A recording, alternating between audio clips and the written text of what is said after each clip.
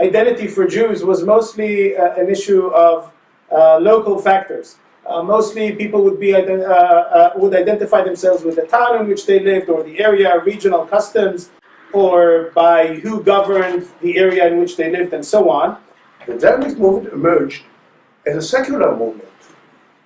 But very soon, the national firm had to pick up on religious symbols. Because what is Zionism? I mean, Zionism as a new vision had to create for itself a mythos, a narrative, some anchors to build the identity of Zionism and the future coming state. And this was built on religious symbols. But there is a huge difference between religious symbols as the periphery of a core secular identity, which nationalizes and subordinates the religious symbols to the secular principle, and the reverse, where the religious becomes the core, subordinating Zionism and the state to religious redemption. These are two different kinds of Zionism, completely. One is pre-67, and post-67 it looks more like the use of the state and the Zionist idea for a messianic vision of religious redemption.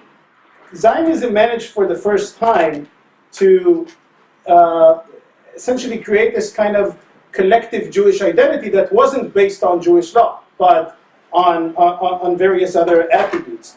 And it was very appealing, though, unlike what some history books tell us, it wasn't appealing to all.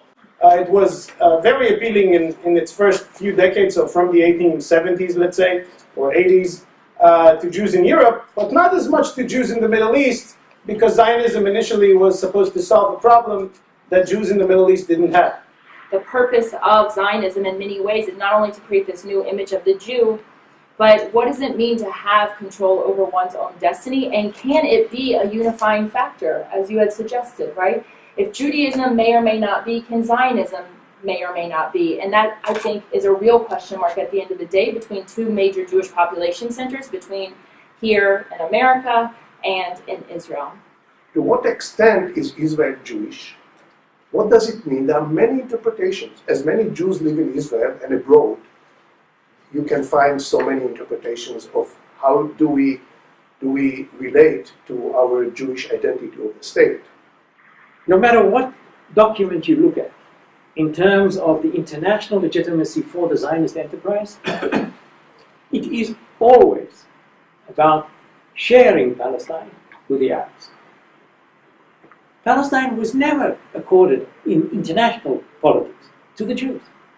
Even the Balfour Declaration doesn't give Palestine to the Jews. The Balfour Declaration speaks about the right of the Jews to establish a Jewish national home in Palestine, not the conversion of Palestine into a Jewish national home. There's a writer, Cynthia Ozick, an American Jewish writer, and she has this incredible image when she talks about the shofar.